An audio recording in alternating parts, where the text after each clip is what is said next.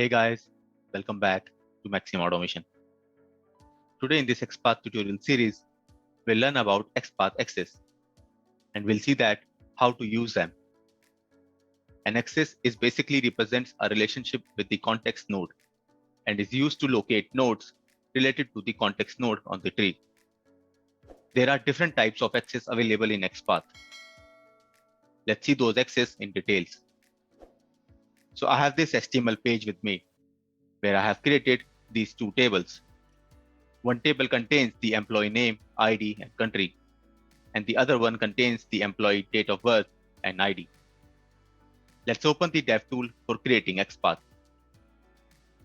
Here, let's suppose that I have one employee name with me, and based on that, I have to fetch the employee ID and country using the XPath. And to do that, let's add /, then table.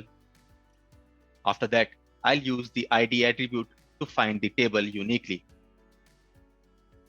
So here it returns one result. And then I will directly go to the TD tag inside this table. Here you can see that it highlighted the TD tag and returns 18 elements. Now to locate our TD, we have employee name with us. So we can put the condition like TD with text equals to Mark Taylor. So this is our context node. Context node is a node which we use to locate relative nodes. As we are using this node to find another nodes, so this is called as our context node. And now we'll find the relative node of this using the XPath access. Now if you want to find the employee ID of Mark Taylor, so I can use following sibling access, followed by double colon, and then the tag name. So this is the syntax of using XPath access. Here you can see it highlighted the sibling TD tag of the context node and returned two elements, as we have two sibling TD tag with respect to the context node.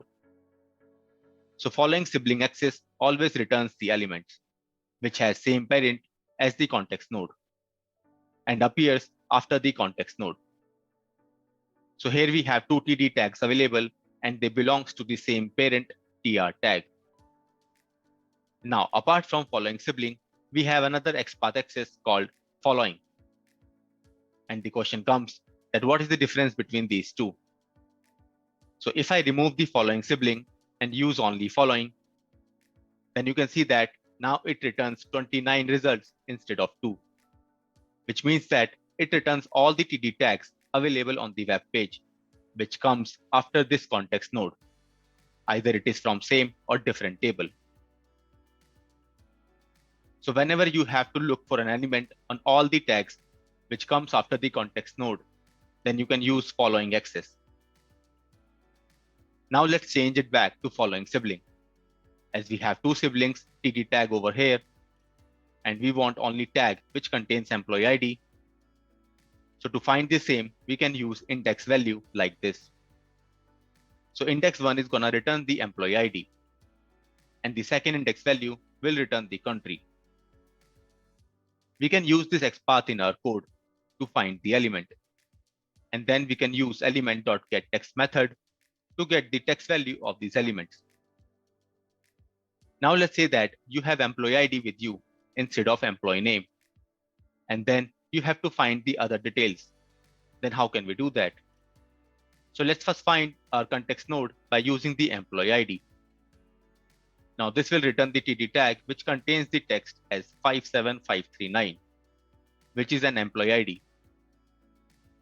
And now let's say that you have to find the employee name based on this node. So what we are gonna do now, if I again use the following sibling access, then now it will return only single element, as this is the only element which comes after our context node and has the same parent. To get the employee name, I will use another XPath access called as preceding sibling. So here you can see that now it highlighted the TD tag which contains the employee name. So preceding sibling is just the opposite of following sibling. While following sibling returns the element which comes after the context node, And in preceding sibling, it returns the element which comes before the context node and has the same parent. Now let's say that I want to locate another web element which comes before the context node, but don't have same parent. Here, if I need to locate this th tag, then this following sibling access is not gonna work, since it will find the tag under the same parent. Now to locate this th tag, we can use preceding access. Here you can see that now it highlighted the th tag. So preceding access can be used to find any element which comes before the context node. It's just the opposite of following access. Now we'll discuss another access called as parent. So here let's say that you want to access the parent node of the current node, which is this tr tag. And then you want to use the parent node to locate other elements on the page. Let's say that you want to get the next employee ID in the table. Then how will you do that? First of all, to locate the parent node, we can use parent access and then provide the parent tag name. Here it highlighted the parent tag of our context node. Now let's suppose if there might be a case where you want to locate the parent of parent, or you can say that the grandparent of the current node, which is the t-body in this case, then how can we do that? If I change the tag over here, then it's not gonna find, because parent access look for the immediate parent. So in this case, we can use ancestor instead of parent. If we use the ancestor access, then it look for the element through all the ancestor starting with the parent node and traveling back to the root node. Say if I want to find the table instead of t-body, then I can locate this as well using the ancestor. Now let's go back to the situation where we want to locate the next employee ID in the table. Then I can first locate the parent node and then can use following sibling to get the next table row. As we have multiple siblings or table rows over here, so I can use indexing as well to locate the next row. After that, again to locate the employee ID in next row, we can use index value to locate the second TD element. So these are just examples that how can we use XPath access to traverse the XML document. Let's say that instead of same table, I want to traverse to the another table which we have here. Then I can use ancestor to find the table first. And then I can use following sibling again to locate the table. After this, we have other access as well, like child and descendant. Let's see that what is the difference between these two. So as you can see that we have these dummy div tags over here, which contains paragraph further as a child element. Now, if I locate this div tag using the ID, and then let's use child access to find the paragraph under this div tag. So here you can see that it returns only 4 elements. As we have 4 paragraph under this div tag, and then we have one more paragraph under this div tag as well.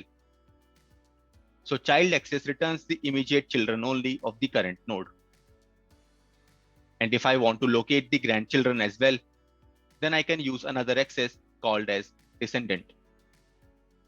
You can see that now it returns 5 elements, including the grandchild.